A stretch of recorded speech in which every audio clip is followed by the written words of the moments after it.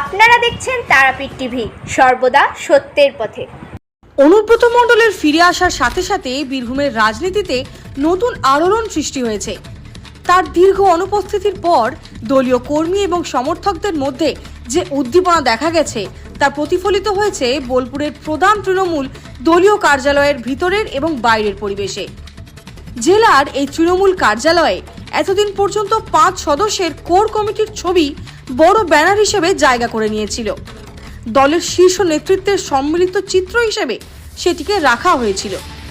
কিন্তু অনুব্রত মণ্ডলের প্রত্যাবর্তন যেন এক নতুন অধ্যায়ের সূচনা করেছে। কোর কমিটির সেই ব্যানারটি সরিয়ে ফেলা হয়েছে, নতুনভাবে কার্যালয় সাজানো হচ্ছে।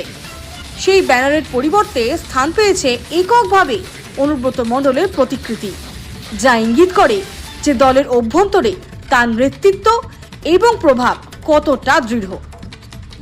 অনুব্রত মণ্ডলকে ঘিরে বীরভূমের তৃণমূল রাজনীতিতে যে কেন্দ্রবিন্দু তৈরি হয়েছে তা এই পরিবর্তনে স্পষ্ট হয়ে উঠছে।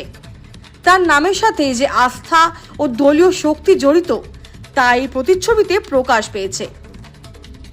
দলের প্রতি অনুব্রতর প্রভাব এবং স্থানীয় রাজনীতিতে তার অবদানকে পুনরায় উজ্জ্বল করে তোলা হয়েছে এই পরিবর্তনের মাধ্যমে। এমন পদক্ষেপে দলের কর্মী সমর্থক থেকে শুরু করে স্থানীয় মানুষদের মধ্যেও আলোচনা শুরু হয়েছে। অনুব্রত মণ্ডলের প্রত্যাবর্তন কি দলের ভিতরে কোনো নতুন শক্তি সমাবেশের বার্তা দিচ্ছে?